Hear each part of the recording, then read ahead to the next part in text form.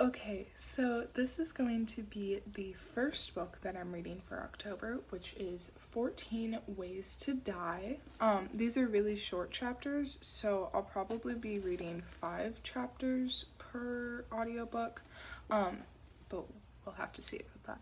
Okay, so chapter 1. My mom was killed by the Magpie man. The guy nods and I wait for him to reply. When he doesn't, I say, 51 seconds from home, she was strangled to death and left to be rained on all night.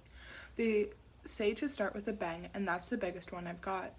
The man types words I can't see while the woman stares at me. I was 7, I say. I'm 17 now.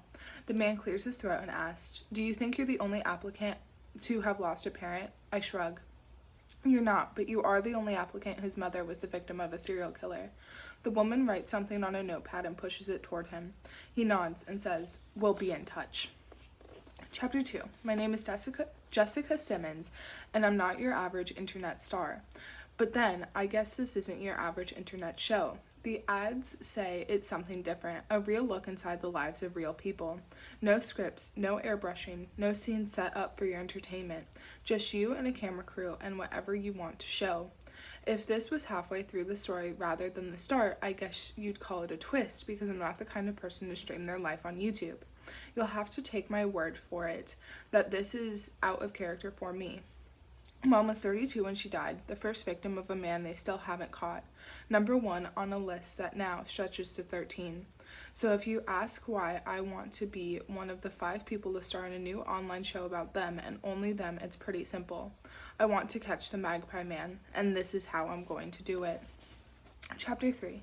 It's been so long since Mom died that sometimes I doubt my own memories, even though the house is full of her pictures and her echoes live in the cracks on Dad's face.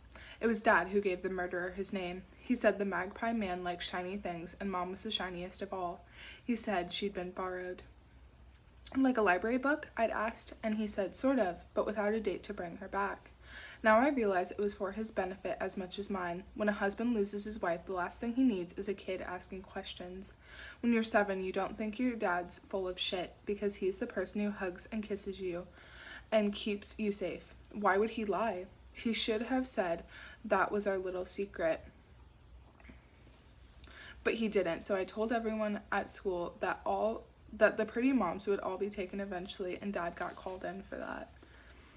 Then when I was 11, taking the bus back home from school for the first time, we passed a shop where Mom used to work. The bus ride lasts 12 minutes and 29 seconds, then it's 15 footsteps to the alley. I dared myself to walk through, but refused every time. When I finally found the courage, I counted 1 minute and 42 seconds from one end to the other. From the shortcut to home, she made it halfway, less than a minute from safety. Chapter 4. There are no rules for mourning. When Mom died, the house felt gray and haunted, and Dad didn't look like himself anymore. One day, all the pictures of her disappeared, gone as suddenly as she was. It was Dad's way of preparing me for the truth he couldn't speak. People told him to move, that it was unhealthy to live near the alley where your wife was murdered, but he ignored them. I heard him on the phone once saying he had already lost so much of her, why would he sell his remaining memories? And that night the photos returned, filling every surface. She was everywhere and nowhere all at once. I cried, but they weren't real tears. I was copying the sadness of others rather than feeling my own. I believed Mom would come back, convinced she would be. The next knock at the door, the next phone call, the next hug from the line of strangers whose touch felt so different from hers. People told Dad to send me to a therapist, but again he ignored them. Grief makes what you have more precious, and by then I was all he had left. So he held me tight through his refusal to make our loss any bigger than it had to be. It was my grandma Nan who changed that. She got tired of Dad's stories and cried if I asked when we could visit Mom in the museum for shiny things. She said I would find out eventually, and the sooner the better, so she told me Mom was gone forever. I called her a liar. I hated her, and then I cried the sharpest, heaviest, most unbreakable tears of my life. Your grief journey changes when you aren't looking. It moves in fractions, black shifting through 1,000 shades of gray. It transforms into something else, a dull ache, a numbness that becomes the norm. Websites told me to write a note and put it in a balloon and release it to heaven, or to make a memory quilt and fall asleep wrapped in Mom's best parts. or make a wish list of all the things to do before I died. I took pictures and hoarded the ones my parents had taken. I drew and painted and wrote shitty poetry and started a feelings journal. None of it worked, but I tried. When I was 14, I got angry and took it out on Dad, who refused to fight back. 7 years after Mom was murdered, and he was still a body carrying around a shattered soul like the newspaper you wrap broken glass in. But it was more than that. He let himself be my punching bag. I treated him terribly, and he took it because he loved me, and because he knew that when the anger comes, it is vicious and all-consuming. He hid his anger because he had to. I couldn't because I didn't know how. When I googled the Magpie Man, I got hundreds of articles but no answers, just the names of all the people he has murdered and comments from frustrated detectives. He's still out there somewhere, still killing, the monster who took my mother. That is why the cameras can't start rolling soon enough. Chapter 5. My phone rings with a number I don't recognize, and when I answer, a man says, "Miss Simmons, it's Adrian from The Eye.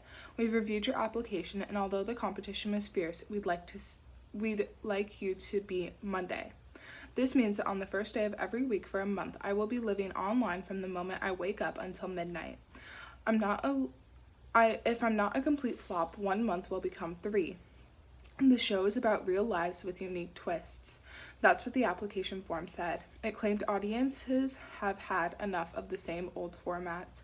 I don't know if that's true, but I need to give it my best shot. I see myself smiling in the mirror and stop, because this isn't supposed to be a happy moment. It's just the beginning. "When do I start?" I ask. Adrian says 3 weeks. We have a few briefing sessions for you to attend, where you'll get to meet the others. He sounds like he's reading off a sheet. I don't particularly want to see them, but what choice do I have? I'm guessing they want to be famous rather than get justice, but I'll go and smile and do whatever has to be done to get my story across. Anyone can put themselves online these days, but most get lost in the crowd. The trick is to find a stage big enough to be remembered, and this show offers that. "We need to meet your father," Adrian said. "There are some things for him to sign." That's what I'm afraid of, because Dad doesn't know I've applied. He thought my interview was a shopping trip. "You'll have to come here," I say. He doesn't like leaving the house in the daytime. This isn't a lie. Dad prefers when it's quiet outside. He shops when the supermarket is empty. He doesn't like crowds or conversations. 3 times a week he works night shifts in a factory, not because he has to, but because we all need to escape sometimes. I hope you two people are too busy to visit normal people's houses just to get a signature. I hope they send the paperwork and I can forge Dad's scribble and have more time to wear him down." But without a pause, Adrian says, "No problem, we'll see you tomorrow." Shit. Before he hangs up, he says, "We have high hopes for you, Jessica. I'm glad someone does."